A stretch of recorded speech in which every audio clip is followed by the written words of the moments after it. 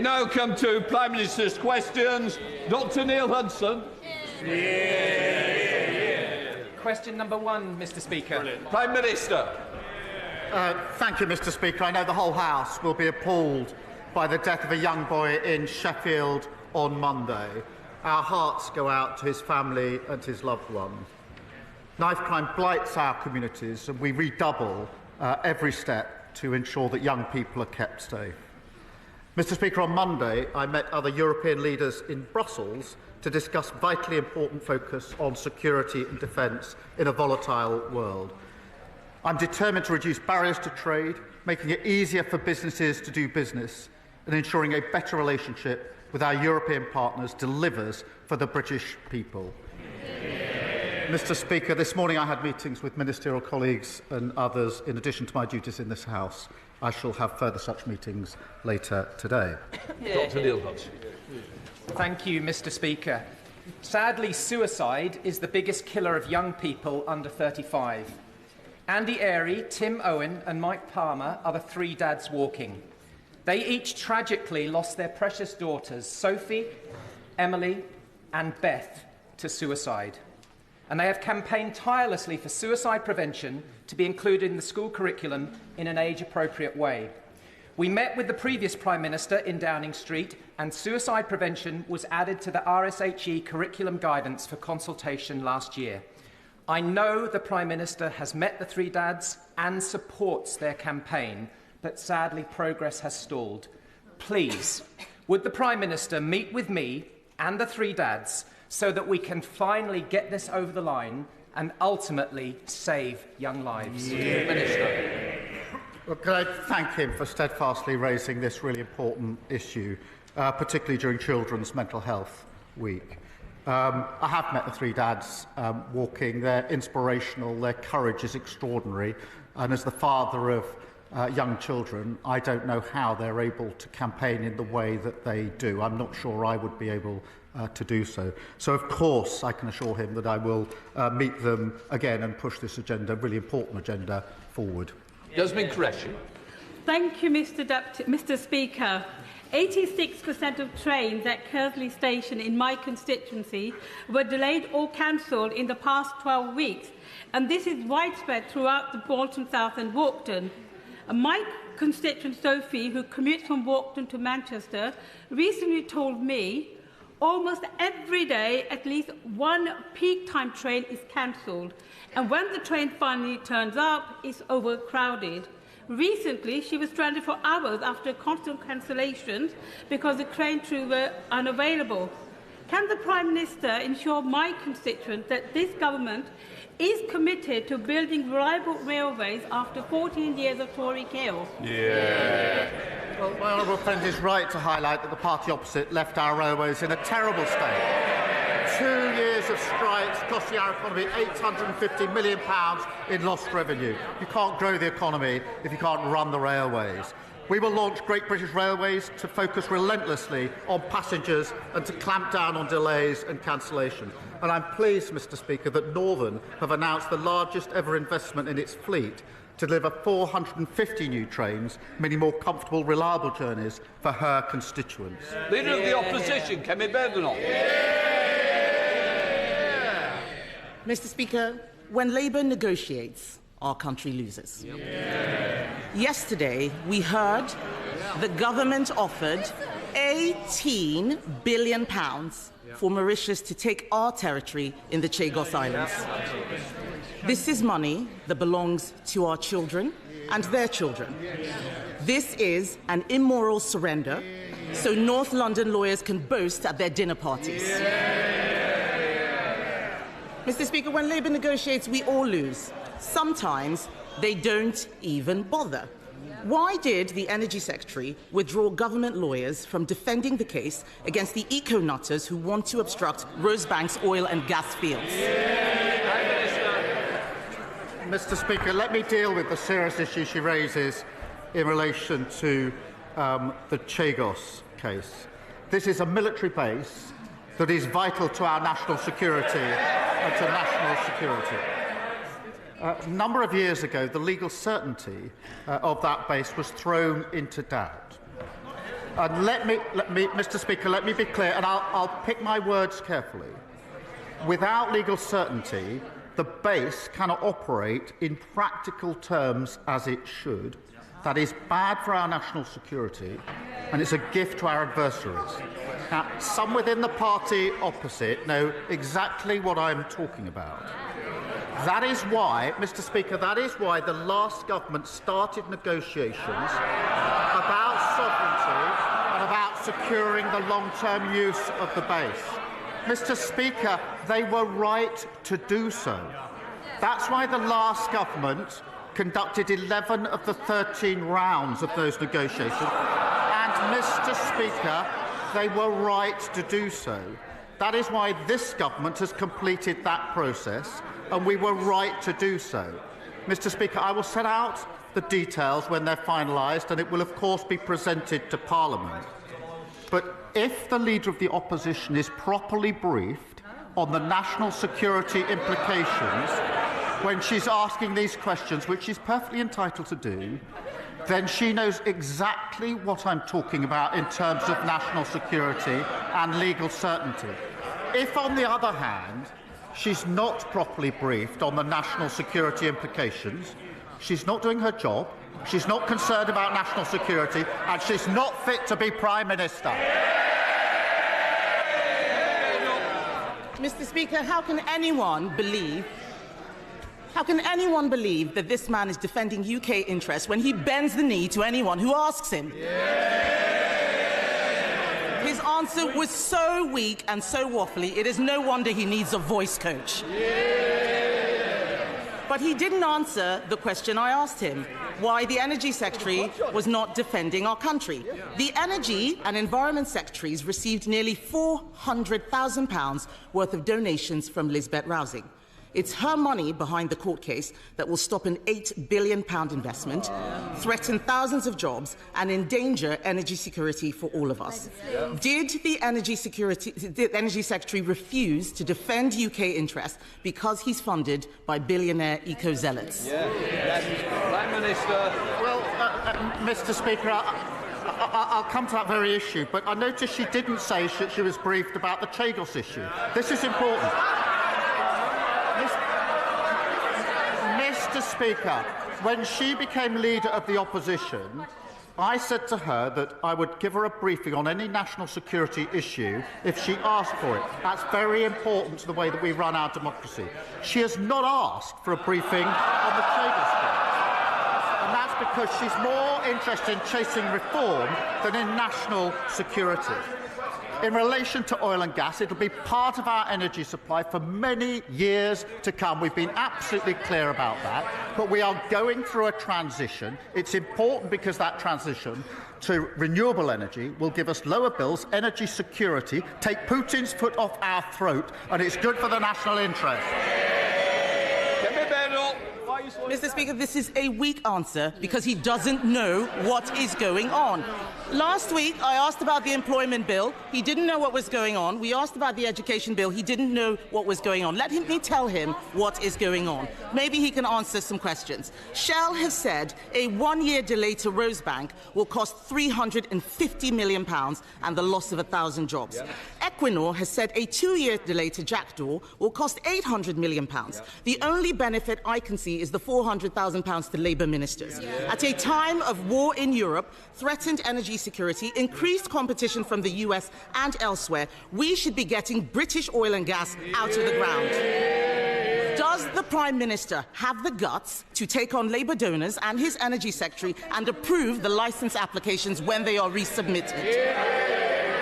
Prime Minister. Speaker, she doesn't even want to know what's going on, otherwise she'd have asked for the relevant briefing. She knows the position on Rosebank. She knows the court case that has meant that the licence has got to be reviewed. There's a process that's got to be gone through in the proper way. She understands that, but yet again she's proving all she can do is student politics and playing party politics. Mr. Speaker, I am speaking on behalf of the people of this country. When Labour negotiates, our country loses. When Labour negotiates, our country loses. He's talking about bringing growth and investment. Last week, he lost a £450 million investment from AstraZeneca that we negotiated, Mr. Speaker, and which would have delivered growth immediately. That same day, he also lost the £8 billion oil field investment that would have delivered next year. Business is abandoning the North Sea because of his decisions. What signal does he think he is sending to investors? As she knows, AstraZeneca was a commercial decision. She must understand that. But, Mr. Speaker, all she does is come here every week, carping from the sidelines, talking our country down. We've got the highest investment for 19 years. PwC say the second best place to invest in the world. The IMF has upgraded growth. Wages are up. Inflation is down. There's more to do. Reforming planning and regulation. Building new homes. Supporting a runway, the third runway at Heathrow. What unites these? Championed by Labour, opposed by the Tories. Mr. Speaker, it's so hard to believe anything he says. This is a man who needed emergency voice coaching on Christmas Eve. This government is so clueless. It is borrowing £8 billion. It is so clueless. It is borrowing £8 billion for GB Energy, a vanity project that is not great, not British, and does not produce any energy. Its own chairman, Mr. Speaker, admitted it will take 20 years to create just 1,000 jobs. Meanwhile, 200,000 jobs are at stake in our oil and gas sector right now. Does he think that 1,000 jobs in 20 years' time are worth more than the 200,000 jobs we have now? Prime Minister. Again, she clearly hasn't been briefed or doesn't want to be briefed.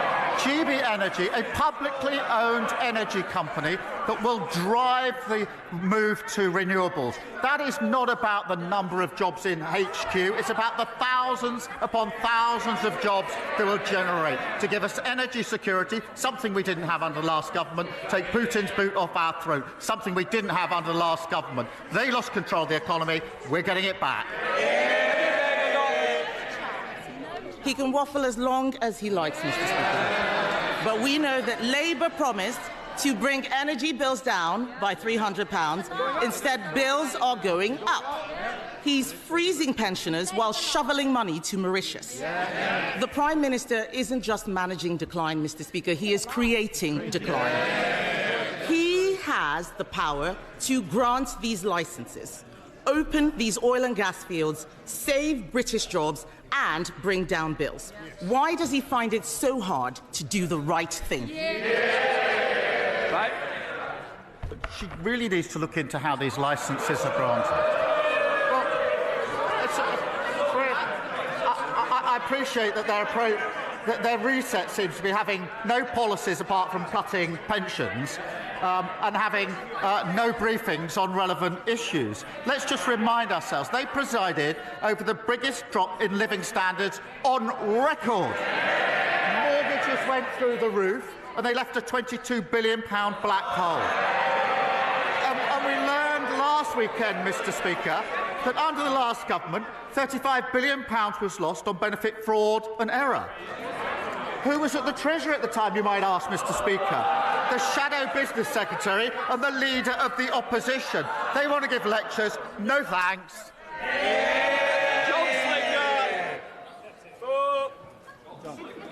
Thank you, Mr. Speaker. Thank you, Mr. Speaker. The honourable member for Clacton says that his party is, and I quote, open to anything when it comes to changing our NHS and open to an insurance-based system. So can my right honourable friend confirm that under a Labour government, the NHS will be there for everyone when they need it, not having to worry about the bill? Well, Mr. Speaker, the NHS is the lifeblood of our country, and that's why we invested £25 billion at the budget, a record amount, in making it fit for the future through our plan for change. What a contrast with reform, whose leader has said that those who can afford to pay should pay for our health care. Under Labour, the NHS will always be free at the point of use for anyone who needs it. Leader of the Liberal Democrats, Sir Ed Davey. Thank you, Mr. Speaker. Can I associate myself with the remarks of the Prime Minister about the terrible murder of the 15-year-old in Sheffield and say that we will support any effective action against knife crime that the government proposes? At his first Prime Minister's questions, I told the Prime Minister about my constituent Andrea. A full-time carer for her mother, Andrea is one of thousands of carers caught up in the carers' allowance scandal, hounded by the DWP for repayments. The Prime Minister accepted there was a problem and set up an independent review, and we welcomed that. But 2 months after the announcement of the review, Andrea received a letter summoning her to a tribunal next week. Her mother's health has been deteriorating. She's had to go in a care home. This is the last thing Andrea needs. So will the Prime Minister step in and do the right thing and cancel Andrea's tribunal and all proceedings against carers like Andrea, at least until the review is concluded? Prime Minister. Mr. Speaker, we set up the independent review, and I know he welcomes that and it was the right thing to do. I don't know the details of Andrea's case, but I will certainly, if he provides them to me, make sure that we have the details and look into what's happened in her particular case. Sir Ed Davey. I'm grateful for that reply. The Secretary of State for DWP wrote to me and wasn't interested in engaging, so I hope the Prime Minister will. Mr. Speaker, turning to foreign policy now, last night many of us were alarmed to hear President Trump speak about forcibly displacing 1.8 million people from Gaza. The Prime Minister has spoken to the President on several occasions now. Does he personally believe that Trump recognises the dangers of statements like this to the fragile ceasefire in Gaza and indeed to the security of both Palestinians and Israelis? I'm glad that the Foreign Secretary has confirmed that the government's position is still a two-state solution. I think that has support on all sides of the House.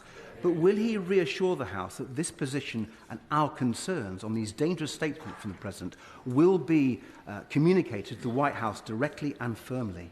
Prime Minister. Well, Mr. Speaker, you raised a very important issue.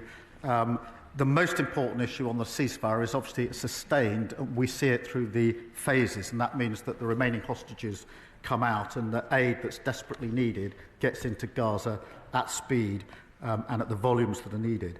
I have, from the last few weeks, two images fixed in my mind. The first is the image of Emily Damari reunited with her mother, which I found extremely moving. The second was the image of thousands of Palestinians literally walking through the rubble to try to find their homes and their communities in Gaza. They must be allowed home. They must be allowed to rebuild, and we should be with them in that rebuild on the way to a two-state solution. Patricia Ferguson. Thank you, Mr. Speaker.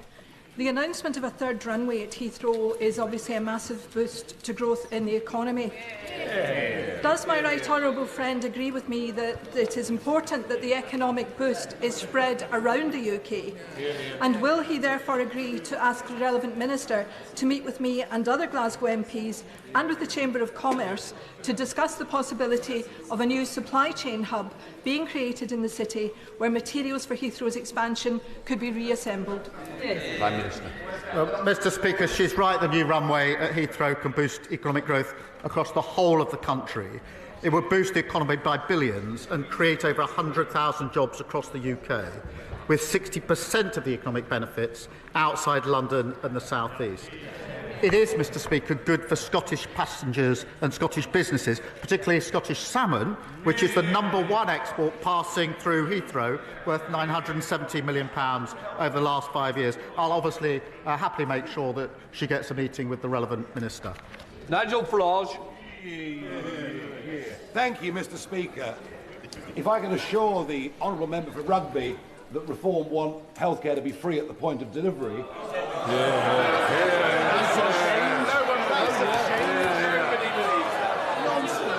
I'm sorry.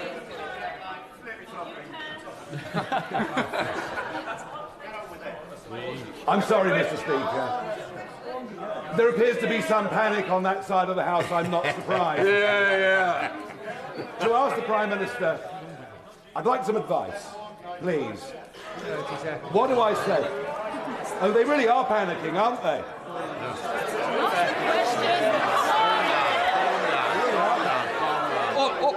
Order. I want to get this question over with. All you're doing is ensure it goes on forever. Quick question.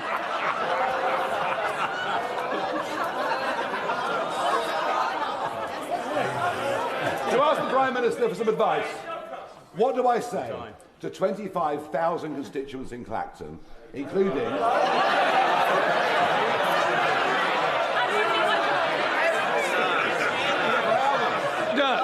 Either get on.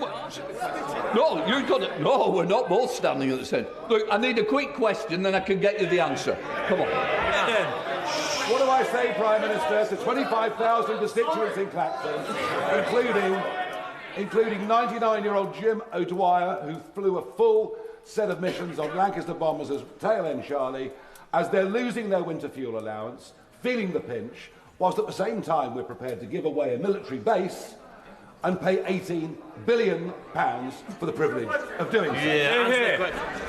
Mr. Speaker, he talks of panic. The only panic is people using the NHS who know that under his policy he wants to charge them for using the NHS. And what he should say to the people of Clacton when he finally finds Clacton is that they should vote Labour because we're stabilising the economy and boosting the GAMHS. Mr. Speaker, many of my constituents in Folkestone and Hythe are expressing their frustration at the previous Tory government net migration figures, which quadrupled, increasing by nearly 1 million. But unbelievably, the Shadow Foreign Secretary has admitted that her party is proud of their open borders experiment on Britain. So will the Prime Minister explain what he is doing to bring these numbers back under control? Well, I'm grateful to him for raising this because we know that the Leader of the Opposition personally lobbied to remove annual limits on student and work visas. The Shadow Foreign Secretary still thinks they got a great record on immigration, forgetting that they quadrupled immigration, reaching almost 1 million a year. Our Borders Bill will give stronger powers than ever to tackle people smugglers. We've already removed 16,000 people with no right to be here. The question for the opposition is, will they walk into the lobby with us next week to secure our borders? Thank you, Mr. Speaker. After she was kidnapped and shot, Emily Damari was held in captivity by Hamas in UNRWA facilities, confirming many of our fears that UNRWA is riddled with Hamas sympathisers. So, the British people do not want our aid being stolen by Hamas. So will the Prime Minister agree with me that we should stop funding Hamas, follow the example of other nations and divert our aid to other, more trustworthy agencies? Prime Minister. On the question of Emily Damari, I've spoken with Mandy on many occasions, including when she didn't know whether her daughter was alive or not. And just listening to her was to really understand the torture that she went through. I spoke just the other day to Emily herself about the conditions in which she was held, and of course will continue to do so. But to be absolutely clear, and he knows this, we're not funding Hamas. Never will we condemn Hamas, and everybody in this House should condemn Hamas. Russell. Thank you, Mr. Speaker. 54,000 women a year lose their jobs when they are pregnant or on maternity leave. 1 in 10 HR managers say they would be reluctant to hire a woman whom they thought was even might start a family. Law has not solved this. Will the Prime Minister please meet with me, Dad Shift and Pregnant Then Screwed to discuss the ring-fence paid paternity leave that is needed to bring about change? Prime Minister. She raised a very important issue in relation to maternity pay and maternity leave. The Leader of the Opposition thinks that maternity pay is excessive. And that's the difference. We know that workers' rights are pro-growth. And I'm proud that our Employment Rights Bill will introduce parental leave from day one, which means 1.5 million more employees will be entitled to unpaid parental leave and 30,000 more fathers to paternity leave. I'm happy to ensure that she gets the meeting with the relevant minister. Gaga Mahindra. Thank you, Mr. Speaker. I know that, like everyone in the House, the Prime Minister is an honourable member. On that basis, can you repeat his assurances that all rules were followed while the country was in Tier 4 lockdown in December 2020, not just by him, but as his team as well, but also his voice coach, Leona Mellinger? Prime Minister. Mr. Speaker, in December 2020, I was in my office working on the expected Brexit deal. With my team, we had to analyse the deal as it came in at speed, prepare and deliver a live statement at speed on one of the most important issues for our country in recent years. That's what I was doing. What were they doing? Suitcases of booze into Downing Street, partying and fighting, vomiting up the walls, leaving the cleaners to remove red wine stains. That's the difference. I was working, they were partying. Louise Hay.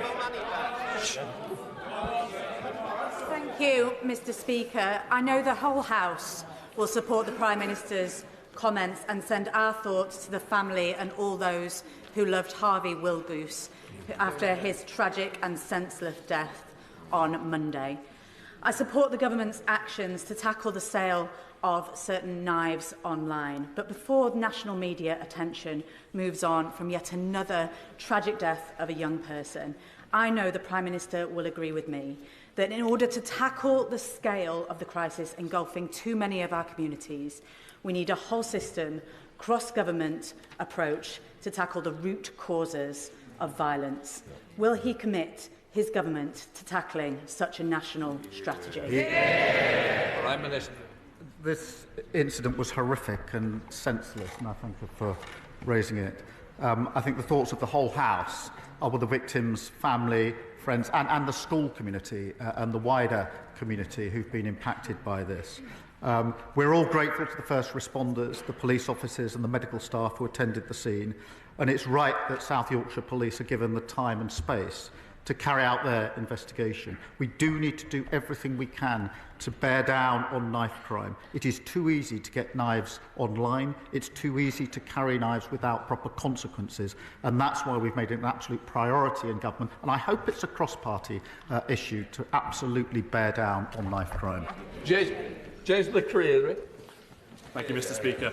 I know the Prime Minister will share my deep concern that families in my constituency of Lewis, particularly those with disabled children, face agonising waits for essential adaptations to council housing. In my inbox, I have cases where delays have left people unable to use a bathroom or even access a kitchen to simply make a cup of tea. Will the Prime Minister meet with me to discuss how we can ensure councils have the funding they need urgently to build and retrofit homes to ensure that all children have the start in life they deserve? Minister. Look, can I thank him for raising this really important issue for his constituents and actually so many constituents. I'm pleased to confirm that we've put down £69 billion for councils. That's a 6.8% cash terms increase, including up to £3.7 billion in vital additional funding for social care. We've doubled the funding for the Disabled Facilities Grant, an additional £86 million, to allow 7,800 more disabled and elderly people to make improvements that enable more independent lives, and will continue to do so, working across the House. Ruth Snell. Thank you very much, Mr. Speaker. Mr. Speaker, 83 proud pottery workers woke up on Monday morning with no job following the collapse of the 200-year-old Royal Stafford pottery firm. It is a crisis in our ceramics industry. Escalating prices for energy and fake and foreign imports is causing a real problem. So could I ask the Prime Minister if he, through his offices, can arrange for the energy companies to meet with Ceramics UK and the GMB as the voice of the workforce so we can hammer out a new deal? And can he promote, through public procurement, buying British so that proud manufacturing jobs in Stoke can be protected? Minister. Well, I'm grateful to him for raising this really important issue, and it is obviously a question of jobs, but it's also a question of identity and a sense of place. And of course, we'll work with the energy companies, and of course, we'll have the relevant meetings, as he suggests. Colin Miller. Thank you, Mr. Speaker. Agnes lives in my Bicester and Woodstock constituency. In 2019, when she was 9, she was referred by her GP to Child and Adolescent Mental Health Services, CAMHS. Agnes has had to wait over 9 years for an assessment for the neurodiversity that has caused her crushing mental health problems. Last year, when Agnes's dad, Jim, sought to accelerate her appointment, he was told that CAMHS could not see her or prioritise her appointment, and I quote, unless Agnes is actively trying to kill herself. Jim asked me to raise this case today because he wants to ensure that no other child goes through the same experience as his daughter. Will the Prime Minister meet with Agnes, Jim and me to hear their story? Minister. Can I thank him for raising this issue in that way, and pass on to Agnes and Jim just how impactful what he has said is, and how important it is that he continues to raise this issue, because far too many children and young people are waiting far too long to receive the mental health support that they need, and we're determined to ensure more children and young people can access high-quality mental health support in a timely manner. Thank you, Mr. Speaker. Please. Llandudno is a beautiful seaside town and wonderful place to visit, but businesses are struggling with the rise in shoplifting. In many cases, thieves are stealing a full view of staff because they just don't fear the consequences. The recent funding boost for neighbourhood policing is very welcome, but could the Prime Minister please tell my constituents what more this government is doing to tackle retail crime and deter repeat offenders? Prime Minister. Well, for far too long, crimes like shoplifting have been written off as low level. That's wrong, it's devastating, and the party opposite left us with rising crime and effectively told the police to ignore shoplifting under £200 worth of goods. We've got rid of that shoplifters charter and working hard to make sure that we take a grip where they lost control. William. Thank you, Mr. Speaker. Following my right honourable friend, the member for Kingston and Surbiton, I wanted to raise an equally troubling case. My constituent retired from the police force to care for his wife, working a part-time job to help pay the bills.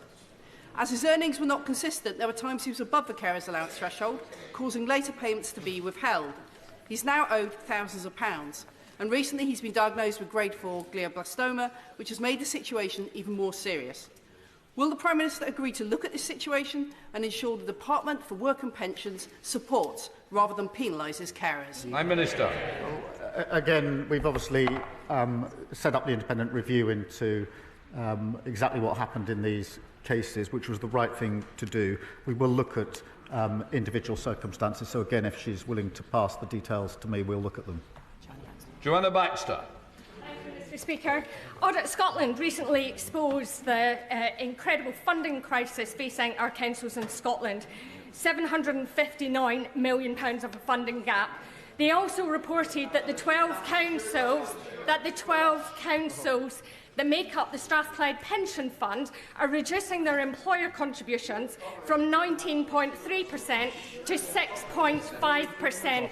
Does the Prime Minister agree with me that instead of taking money out of workers' pensions, that the Scottish Government appropriately fund our councils?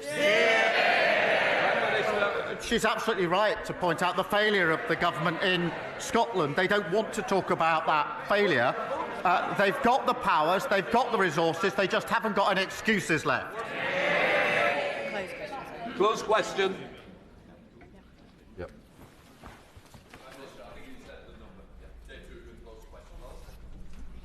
The honourable member asks about visiting Scotland. As he knows, my first visit as a Prime Minister, within days of becoming Prime Minister, was to Scotland, where I met the First Minister. I've also been for the meeting of the Council of Regions and Nations in October, Interpol General Assembly in November, the British-Irish Council in Edinburgh in December, and look forward to going again very soon. Dave Dugan. Interesting, Mr Speaker, the Prime Minister couldn't tell me when he was going to be coming to Scotland next. But does he agree with the withering assessment of the eminent politics professor Sir John Curtis, who says the current UK Prime Minister is the worst thing to happen to Anas Sarwar? And if he doesn't, and he should, does he think it's stripping Scottish pensioners of their winter fuel payment, or abandoning workers in Grangemouth, or attacking the national insurance payments of farmers? Does he believe that is what's catastrophically torpedoed Labour in the polls in Scotland? So when he does get a date, he can even bring his Chancellor with him to back him up on the numbers, assuming she's still the Chancellor by then. I remember when that rhetoric used to come from them sitting down here. Order. Mr Dugan, I want... Order. Mr Dugan, I want no more. Prime Minister. He has to shout, Mr Speaker, because they're so far up there, so few of them, that they can't get heard without shouting. My constituent Matthew and his mum Catherine, alongside Emma Murphy and Janet Williams, have campaigned for many years to get compensation for families affected by the epilepsy drug sodium valproate. 12 months on from the Patient Safety Commissioner's report on this matter, those harmed are still waiting for the recommendations to be implemented. So can I ask the Prime Minister how much longer individuals and families impacted by valproate will need to wait for the clarity they seek? And will the Prime Minister arrange for the Health Minister to meet with valproate campaigners to discuss this important matter? Minister.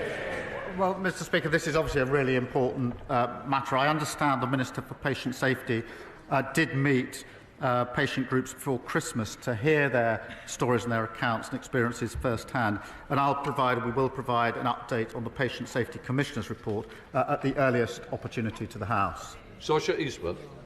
Thank you, Mr Speaker. We all know how the song goes. You've got to know when to hold them, when to fold them, when to walk away and when to run. And we've done all of them in Northern Ireland because the system of government that we have is a gamble. Well, I'm not prepared to roll the dice on the people of Lagan Valley who have already been without government 40% of the time. Secretary of State for Northern Ireland says he wants to stop the cycles of collapse. So do I. But don't then turn around and tell us in Northern Ireland that we can't deliver public service transformation if no steps are taken to stop the collapse. The people of Northern Ireland who I represent, nationalist, unionist and unaligned like myself, are all out of aces. Our public services are on the floor. Will this government be the one to step up to the plate, reform the institutions, end the veto and stop rolling the dice on the people of Northern Ireland? Prime Minister. Mr Speaker, since 1998, the Good Friday Agreement has delivered a far more peaceful society in Northern Ireland, and that is really important. Restoration of the power sharing was a significant milestone and allows the institutions to make progress on the most important issues to the people of Northern Ireland, and will continue to work with all parties to that end. Jill Furness. I was delighted to recently visit Chaucer School, a great school in my constituency with fantastic young people and innovative and motivated teaching staff. But 14 years of Tory government did not do enough for more than 300,000 children across the country attending schools that are stuck and kept receiving poor Ofsted judgments. Will the Prime Minister set out how this government will tackle inequality and tear down barriers to opportunity through our plan for change? Mr Speaker, the Children's Wellbeing in Schools Bill will ensure that all schools can innovate, new teachers are qualified and every child receives a consistent core education to set them up for success in life. Dr Danny Chambers. Mr Speaker, 5 months ago, the Care Quality Commission reported that 2/3 of maternity units in England were unsafe. And years of unsafe staffing levels have resulted in the NHS paying an astonishing £1.15 billion a year in compensation due to avoidable injuries caused during childbirth and sometimes deaths. The previous Conservative government have allowed maternity services to deteriorate to the point where many consider it to be a public health crisis. Will the Prime Minister commit to improving maternity care and women's health services as a top priority so our maternity unit in Winchester and those around the rest of the country are the safest places in the world for women to give birth? I thank him for raising this important issue. Women and babies deserve the highest standards of care through pregnancy, birth and the months that follow. We're committed to recruiting thousands of new midwives for the NHS whilst providing support to trusts failing on maternity care. Mr Speaker, we're working with the NHS as it delivers a 3-year maternity plan, which is making good progress in improving services, including for his constituents. Final question, Michael Wheeler. Mr Speaker, last week I had the opportunity to visit 2 of the local job centres that serve my constituency of Worsley and Eccles. The dedication of the staff I met to helping our local community, supporting people into work and adapting to the area's needs was inspiring. Does the Prime Minister agree with me that we must listen to their frontline experiences as we look to remove the barriers to work that keep people locked out of jobs, and will he visit these teams with me to see the work they do? Well, I thank him for his question. Our Get Britain Working White Paper sets out the biggest reforms to employment support in a generation, backed by £240 million of investment. And through our plan for change, we'll boost living standards, more secure, rewarding jobs to make work pay. Thank you, Mr Speaker. That completes Prime Minister's questions. No.